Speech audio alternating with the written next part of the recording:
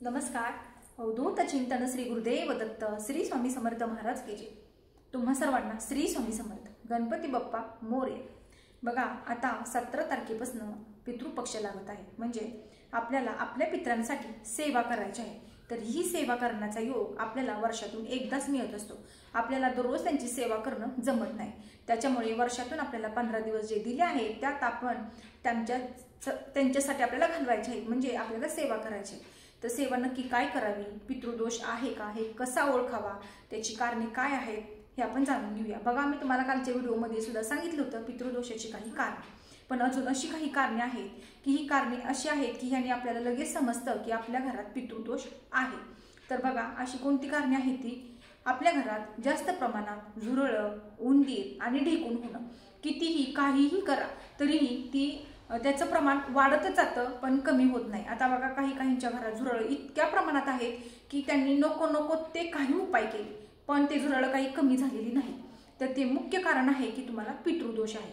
त्याचबरोबर डोक्यात उवा होणं हे सुद्धा पितृदोषाचं कारण आहे.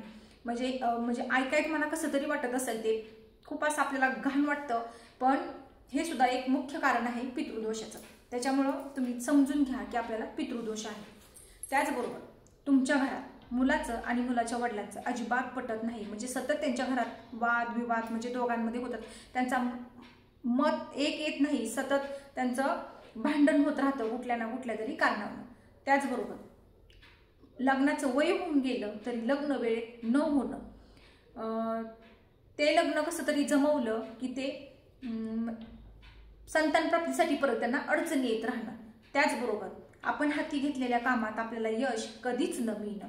कितीही खटपट करा, एखादं शुभ कार्य जर तुम्ही तुमच्या घरात करायचं ठरवलं तर ते शुभ कार्य सुद्धा पटकन घडून येत नाही. आणि जरी ते घडवण्यात आलं आपण तरी त्याला असंख्य अडचणी येत राहतात. म्हणजे एकही कार्य तुमचं शेवटाला जात नाही, त्यात असंख्य अडचणी येत राहतात.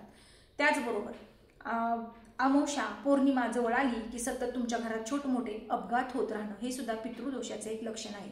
तुमच्यावर नेहमी कर्जाचा डोंगर असणं. म्हणजे बघा, आपण एक मिटवायचा प्रयत्न केला की आपल्याकडे लगेच दुसरं कर्ज आपल्यावर होत राहतं. म्हणजे आपण कितीही ठरवलं की बाबा नाही, आता आपल्याला कर्ज करायचं नाही, आपण यातून बाहेर पडायचं, तरीही ते कर्ज कसं होतं, का होतं हे काही समजत नाही, पण ते कर्ज होत राहतं. हे सुद्धा पितृदोषाचंच एक कारण आहे. आता पितृदोष का लागतो? बघा, एखाद्या व्यक्तीचं वय नसताना किंवा त्याची इच्छा नसताना जर तो मृत पावला तर आपल्याला पितृदोष लागतो. म्हणजे तुमच्या घरातील एखादी व्यक्ती ती पाण्यात पडून मृत पावली असेल, ॲक्सिडेंटमध्ये मृत पावली असेल, किंवा वय लहान असताना मुलगा मुलगी 15 वर्षाची, 16, 17, 18, 20 वर्षाची, त्यांचं वय आहे का मरण्याचं नाही, पण काही कारणास्तव त्यांचा मृत्यू झाला तर त्याचे दोष आपल्याला लागतात. म्हणजे त्यांची काहीतरी इच्छा पाठीमागं असते, ती इच्छा अपुरी राहते आणि मग ती आपल्याकडनं करून घेण्याचा ते प्रयत्न करत राहतात. मग त्यांना शांती मिळत नाही. बघा, आता हे त्यांच्यासाठी आपल्याला काय सेवा करायची आहे की बाबा त्यांच्यामुळे म्हणजे ते दोष आपल्याला लागणार नाही.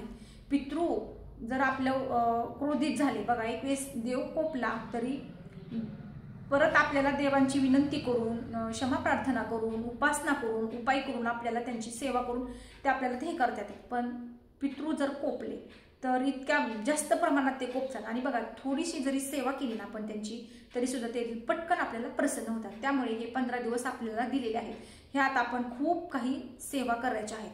आता बघा, तर असा लागतो आपल्याला पितृदोष. म्हणजे एखाद्या व्यक्तीची जाण्याची वेळ नसताना सुद्धा ती व्यक्ती मृत पावते, आपल्या घरातली व्यक्ती, तर त्याचे दोष लागतात. म्हणजे त्यांच्या काहीतरी इच्छा पाठीमागे राहिलेल्या असतात आणि मग त्या इच्छा त्या पूर्ण करून घेण्यासाठी ते तसं आपल्याकडून ते करून घेतात. म्हणजे उदाहरणार्थ बघा, मुलाची आणि मुलाच्या वडिलांच्या घरात न पटणं, सतत वादविवाद होणं, घरात ॲक्सिडेंट होणं, मग त्यांच्या काहीतरी इच्छा पाठीमागे राहिलेल्या असतात. मग त्यांना प्रसन्न करून घेण्यासाठी, त्यांच्या इच्छा पूर्ण करण्यासाठी आपल्याला त्यांची सेवा करायची आहे. तर सेवा काय करायची आहे? बघा, आपल्याला ह्या 15 दिवसात आपल्या नित्यसेवेच्या पुस्तकात, हे बघा, हे आहे नित्यसेवेचं पुस्तक. ह्याच्यात आपल्याला पान नंबर 172 वर पितरांची स्तोत्र दिलेली आहेत. म्हणजे आपण दररोज सकाळचं आंघोळ झाल्यानंतरनं आपल्याला ती म्हणायची आहे. तर ती कशी म्हणायची आहे? तुम्ही सकाळचं आंघोळ केल्यानंतरनं आपण जे आसन घेतो बसायला, देवपूजेला जे आसन घेतो ते आसन आपल्याला घ्यायचं नाही, म्हणजे देवांचं वेगळं ठेवायचं आहे आणि पितरांचं वेगळं ठेवायचं आहे तुम्हाला. तर ते आसन घ्यायचं आहे. देवांचं घेऊ नका, तुम्ही एखादं जुनं बेडसेट वगैरे घेतलं तरी चालेल आणि 15 दिवस तुम्हाला तेच आसन वापरायचं आहे. दक्षिण दिशेला तोंड करून तुम्हाला पितृसूक्त म्हणायचं आहे. एवढी जरी तुम्ही सेवा केली तरी ती त्यांच्यासाठी खूप काही, म्हणजे ते प्रसन्न होण्यासाठी आपल्याला आहे. पण काही अजून असे काही उपाय आहेत बघा, की ते उपाय केल्याने आपल्याला पितृ आपले प्रसन्न होत राहतात. आणि काही सेवा उपाय करून सुद्धा जर तुम्हाला फरक पडत नसेल तर तुम्ही एखाद्या चांगल्या गुरुजींना तुम्ही भेटून तुम्ही ती तुमच्या पितरांची शांती घालून घ्या. कारण बघा खूप त्रास देतात ते, म्हणजे एकही काम सक्सेस होत नाही. पार काय म्हणतो आपण, तोंडाला घास आलेला असतो तिथपर्यंत आपण जातो पण ते आपलं काम यशस्वी होऊ देत नाहीत. म्हणजे कुठल्याच कामात आपल्याला यश येत नाही, सतत अपयश राहतं. मग बघा सतत जर अपयश येत राहिलं तर तो माणूस पूर्ण खचून जातो. प्रत्येक गोष्टी जर तुम्हाला अपयश येत राहिलं तर तो माणूस खूप खचून जातो, म्हणजे त्याला काहीच करण्याची इच्छा नसते. काही लोकांना तर असं वाटतं की आता जगण्यात काही अर्थच राहिला नाही, इतक्या शेवटच्या टोकाला ती लोक जातात. मग त्यापासून जर तुम्हाला सावरायचं असेल तर तुम्ही पितरांची सेवा करणं खूप गरजेचं आहे. आणि अजून असे बरेच काही उपाय आहेत की आपण ह्याने आपले पितृ प्रसन्न करून घेऊ शकतो. तर मी तुम्हाला सांगणार आहे उद्याच्या व्हिडिओमध्ये अजून. पण तुम्ही काय करा, ह्या 15 दिवसात तुम्ही पितरांच्या सेवेसाठी तुम्ही ही सेवा करू शकता. आणि दररोज सकाळी आंघोळ झाल्यानंतर दक्षिण दिशेला तोंड करून त्यांचं स्मरण एकदा करत जा, त्यांची आठवण काढत जा की जे सगळं काही आहे आज आपल्याकडे आहे ते त्यांच्यामुळे, आणि हो हे खरे त्यांच्यामुळेच आपण आज इथं आहोत. जर ते नसते तर आपण आज इथे नसतो.